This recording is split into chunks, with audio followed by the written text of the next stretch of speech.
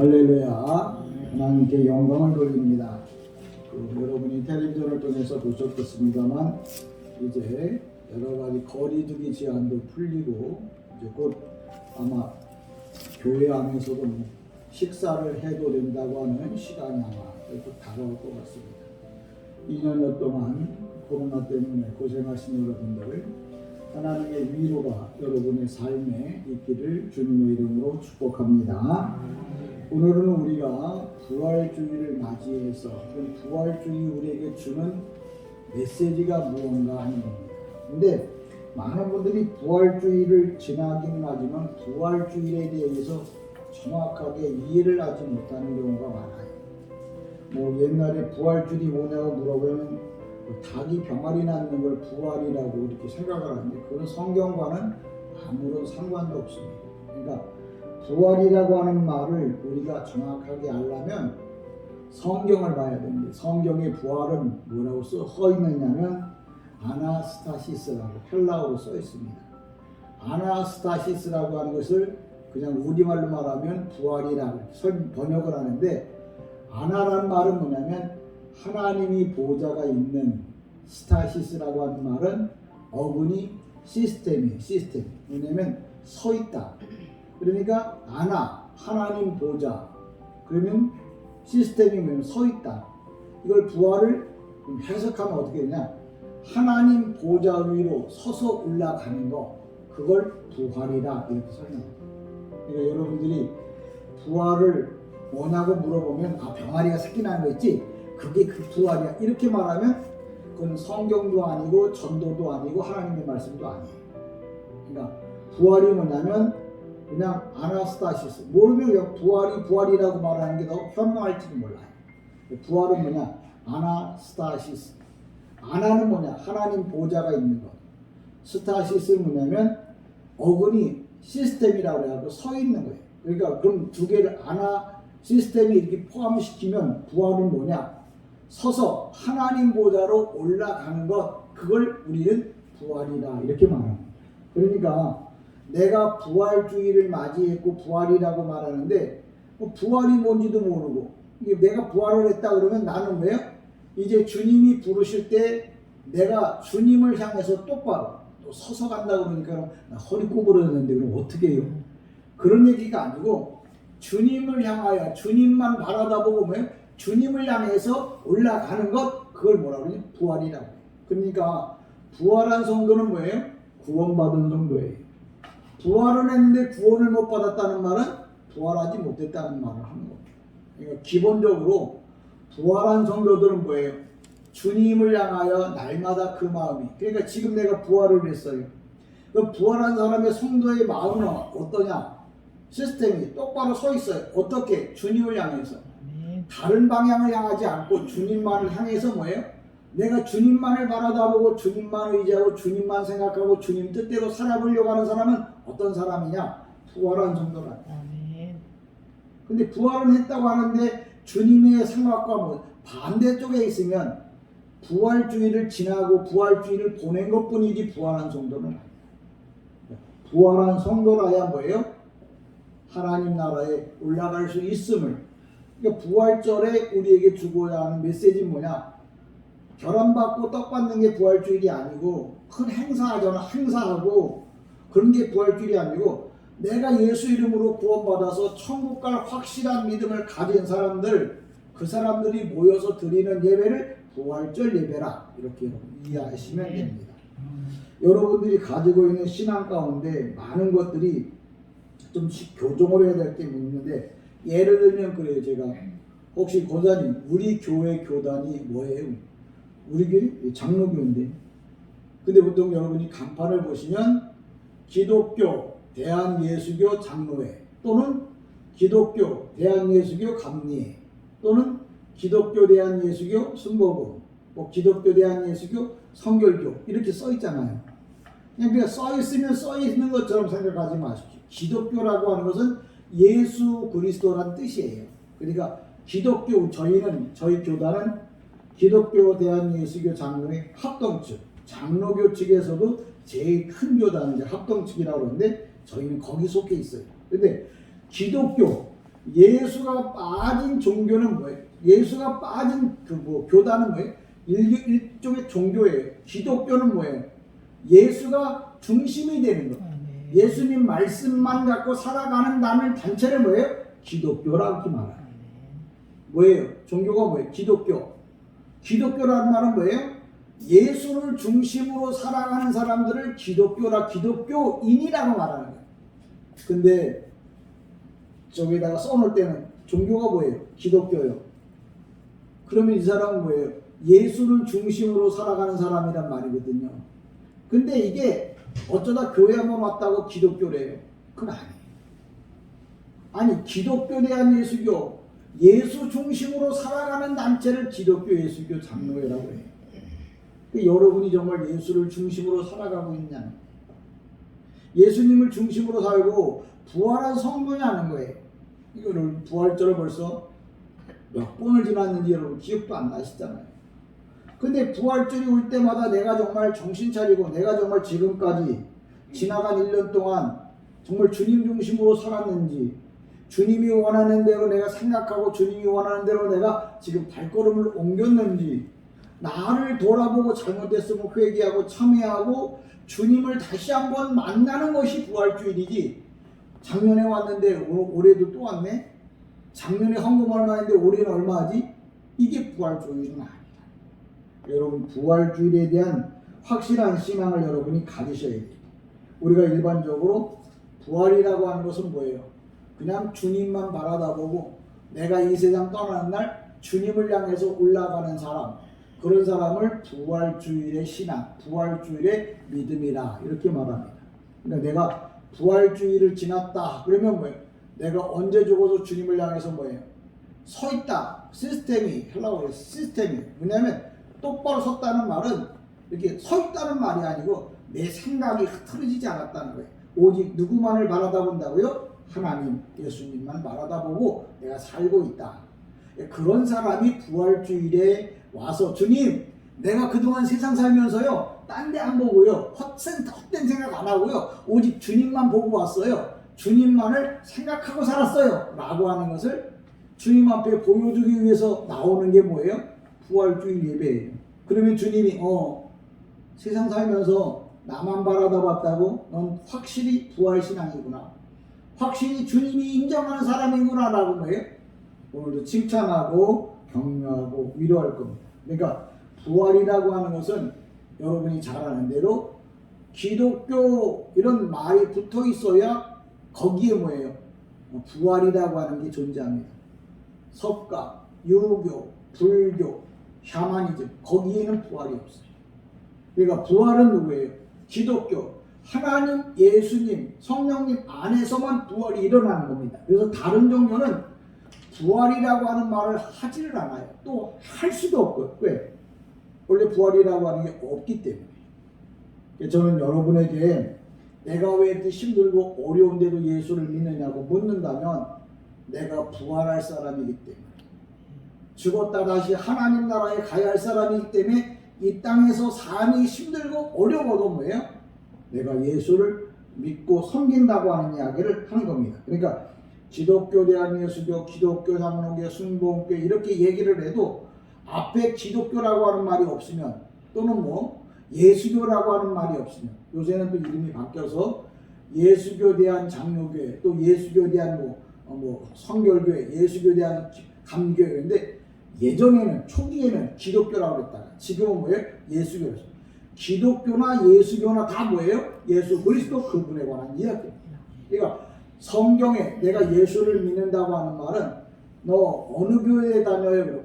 예수교에 대한 장로교회, 아니면 예수교에 대한 순복음교회. 그래? 그럼 그 교회에 가서 그 교회에서 하는 이야기는 뭐예요?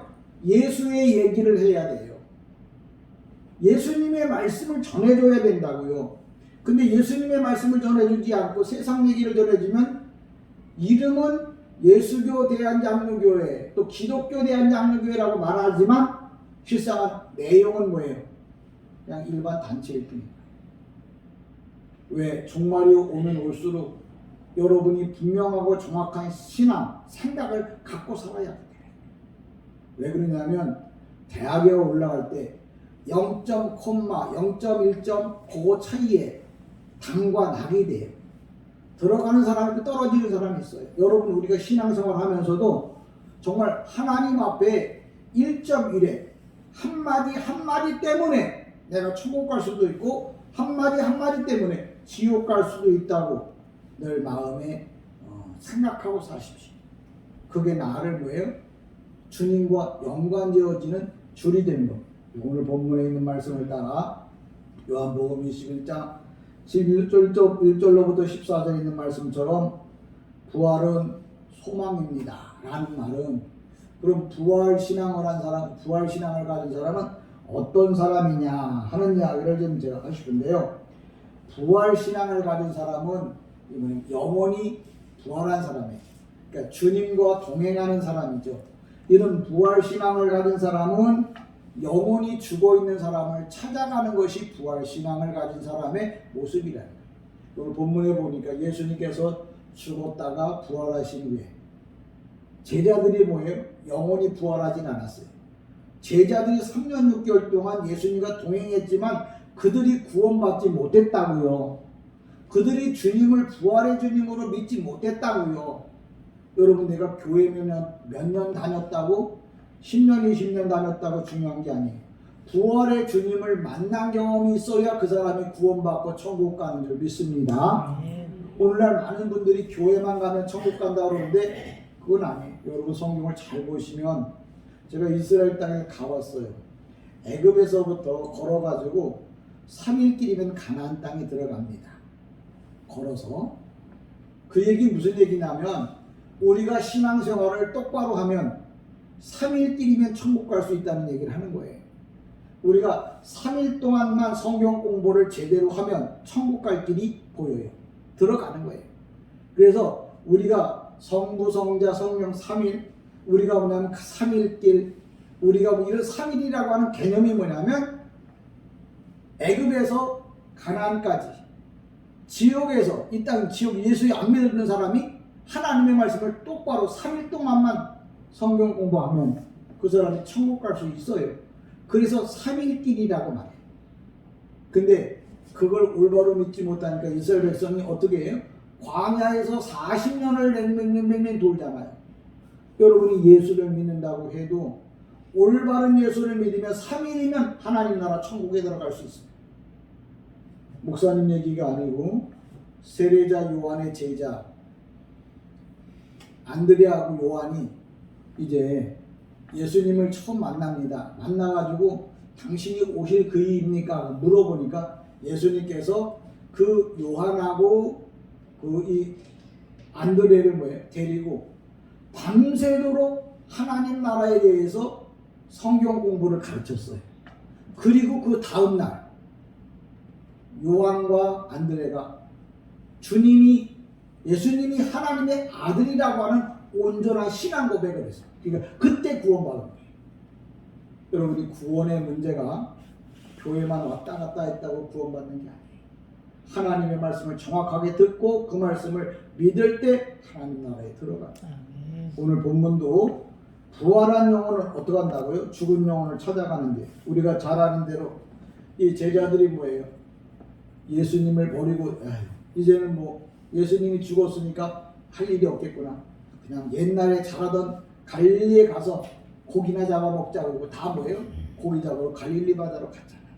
근데 다는 아닙니다. 여기 보면 항상 성경에 보면 3사람이 모이기도 하고 8사람이 모이기도 하고 12사람이 모이기도 합니다. 제자들 그러면 다 포함하는 거 아니에요? 항상 수가 정해져 있어요. 저는 여러분들이 예수님께서 그 산에 올라갈 때 항상 베드로와 야고보와 요한 이 3제자를 데리고 다녔어요. 예수님이 특별히 더 사랑하는 제자가 있어요. 그 다음에 8명의 제자가 있어요. 그 다음에 12명의 제자가 있어요. 그 다음에 500여 성도가 있어요. 그 다음에 뭐예요? 많은 성도가 있습니다. 그러니까 하나님 나라에도 하나님께서 인정하는 특별한 사람이 있다는 거죠.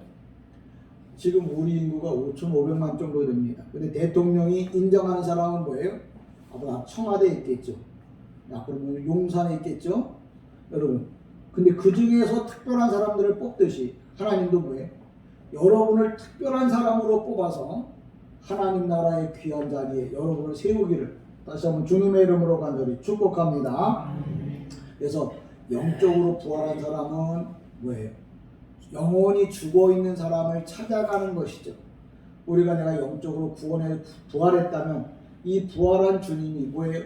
예수를 아직도 못 믿고 있고 예수를 믿어도 예수가 누군지를 모르는 사람에게 가서 뭐예요? 예수님을 소개하고 알리는 사람이 어떤 사람이냐? 영적으로 부활한 사람이다. 두 번째로 부활한 사람은 어떤 사람이냐? 부활한 사람은 뭐예요? 육신적으로 영적으로 변화가 옵니다. 우리가 잘 아는 대로 지금 우리가 본 요한복음, 이건 사도 요한이 쓴 건데요. 원래 사도 요한은 그 우리의 아들이라고 하는 별명을 갖고 있어요. 성질이 얼마나 막 급한지 전도 나갔다 예수 안 믿으면 예수님께 그래요. 당장 하늘에서 벼락이 내려와서 저 쳐 죽이자고. 이런 좋은 하나님의 말씀을 안 믿는다고 쳐 죽이자고 막 그러던 사람이 있었거든요. 근데 이 요한이 세월이 지나서 예수님이 부활한 예수님을 만난 후에 사람이 바뀌었어요. 어떤 사람으로? 우리가 요한 1서, 2서, 3서 사도 요한이 쓴 거고 요한계시록, 요한복음, 요한 1서, 2서, 3서 요한계시록 그것도 다 보면 사도 요한이 쓴 건데 요한 1서는 사랑의 복음이라고 해요. 예수 만난 다음에 그 요한이 얼마나 바뀌었는지 사람이 사랑의 사람으로 바뀌었다는 거죠. 그러니까 내가 부활한 사람이라고 하면 내가 예전에 가졌던 그런 모습에서 뭐예요? 180도로 바뀌어진다는 거예요. 그러니까 내가 예수를 믿고 부활을 했는지 안 했는지 어떻게 누구한테 물어봐서 기도받아서가 아니라 내가 나를 봐도 예수 믿기 전 BC나 A4 믿기 전과 믿은 후에 나의 모습이 뭐예요? 바뀌어 있다면 나는 부활한 사람이라구나 하고 여러분이 생각하시면 된다. 그러니까 저는 여러분이 부활하는 신앙, 내가 변화를 가져오는 신앙, 그 제목이 뭐예요? 부활은 소망입니다.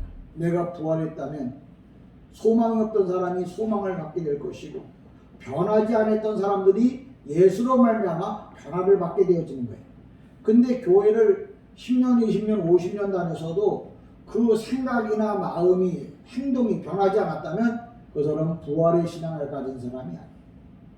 그리고 하나님 나라에 들어갈 수 있는 신앙이 아니에요. 난 마음은 안 그런데 몸이 안 그렇다고 하는 말은 변명입니다.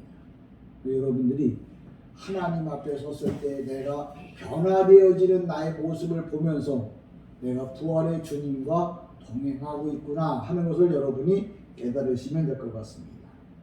오늘 본문에도 보면 예수님이 오셨을 때 갈릴리 바다에서 제자들은 밤새도록 고기를 잡았죠. 근데 고기를 잡았는데 그날따라 한 마리도 못 잡았어요. 정말 베드로는 어부거든요. 조상대대로부터 어부예요. 아무리 못 잡아도 그래도 먹을 만큼은 잡았었는데 그날은 뭐예요? 아무것도 못 잡았어요. 왜? 하나님께서 못 잡게 막으시니까. 그런 인간의 재주도 뭐예요? 아무 무용지물이더라. 주님이 와서 물어봅니다. 어디 고기 좀 잡았습니까? 개탄하는 거죠. 아니 내가 어부로 늙었는데 잔뼈가 굵었는데 오늘은 이상하게 아무것도 안 잡힙니다. 그때 그분이 뭐라고 얘기하냐면 그럼 배 오른쪽에다 어떤 복음서에 보면 뭐냐? 깊은 데 가서 그물을 내려. 그물을 내렸어요.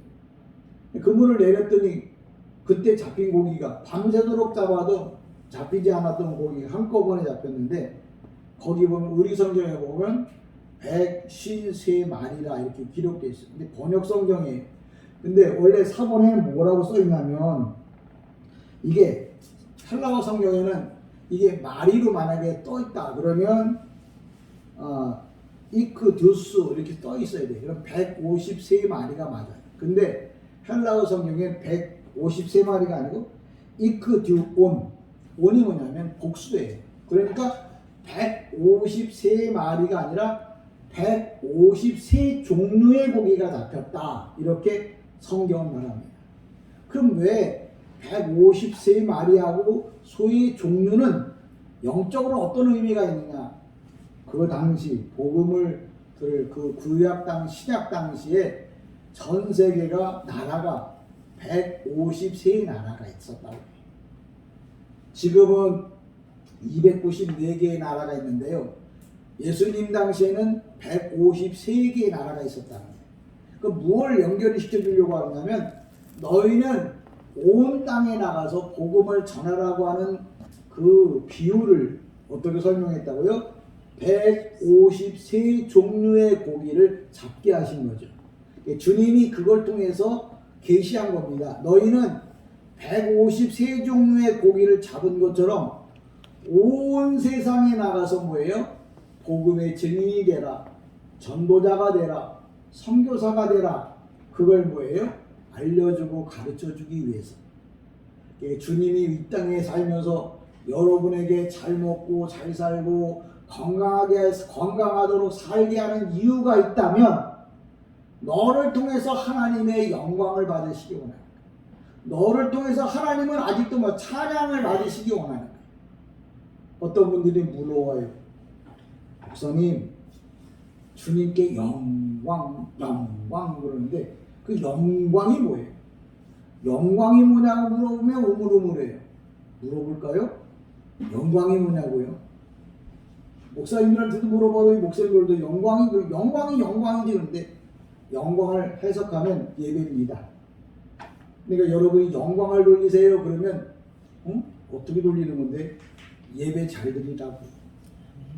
영광이라고 하는 말이 여러분이 예배를 잘 드리고 그러니까 하나님께 영광 그럼 내가 마음을 다하고 목숨을 다하고 생각을 다하고 하나님 앞에 올바른 예배를 드렸다면 여러분은 하나님께 뭘 드린 거예요? 영광을 돌린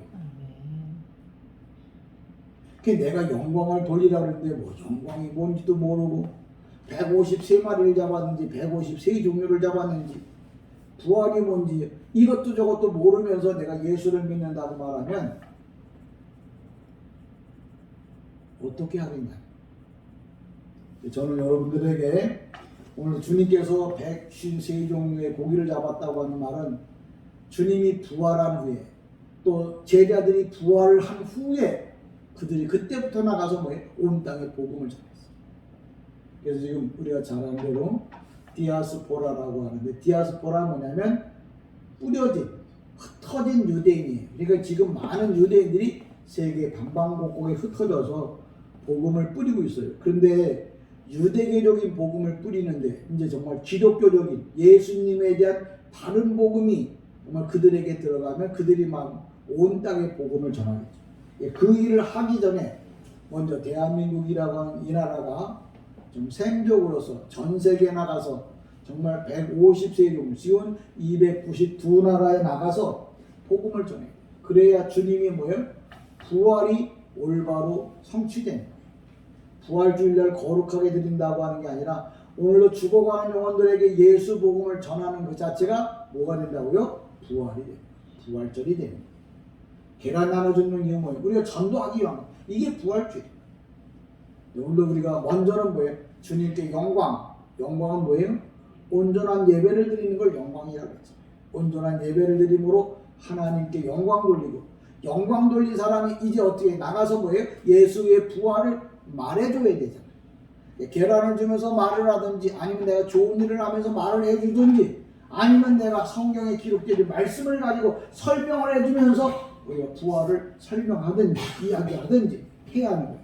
이게 듣고 꿀 먹은 벙어리가 되지 말고 꿀을 줄 때는 말을 잘하라고 목 아프지 않게 말을 잘하라고 꿀을 주는 거예요. 생명의 꿀을 여러분에게 전해주는 이유는 뭐예요?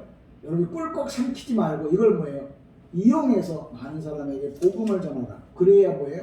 하나님 나라의 상급을 받게 됩니다. 저와 여러분이 이 땅에 살면서 정말 올바른 믿음, 올바른 신앙을 가져야 되고요. 또 고기에 관한 부분들은 왜 그러냐면 주님께서 비유를 들어서 고기 비유를 들었는데 고기는 여러분 잘 알다시피 잠을 잘 때도 눈을 뜨고 잡니다. 고기는 돌아다닐 때도 눈을 뜨고 있어요. 그게 무슨 얘기냐? 자나깨나 예수 중심으로 살라. 자나깨나 예수 마음을 여러분 안에 품고 있으라고 성경에 보면 고기에 대한 비유가 많이 나와요. 그러니까 주님이 아무 생각 없이 고기에 대해서 이야기한 게 아니라 의도하고 계획한 바가 있는데 너희는 무슨 일을 하든지 간에 영적으로 깨어 있어라. 네가 어디를 가든지 주님과 동행해라. 무슨 일을 하든지 주님과 하나가 되어라 한 말을 물고기를 잡았더니 물고기에 관한 얘기 또 물고기를 잡았더니 물고기 입에서 동금화가 나왔다는 이런 얘기는 다 뭐예요? 영적으로 비유해요. 여러분이 올바른 신앙, 올바른 믿음으로 나가기를 원하고 세 번째가 앞서 말한 대로 부활은 뭐예요?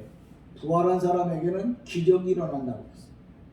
여러분 이제 여러분이 부활 신앙을 가졌다면 집을 나서는 이 교회를 나서는 순간부터 여러분에게 기적이 줄줄줄줄줄줄 뒤따라오기를 주님의 이름으로 축복합니다.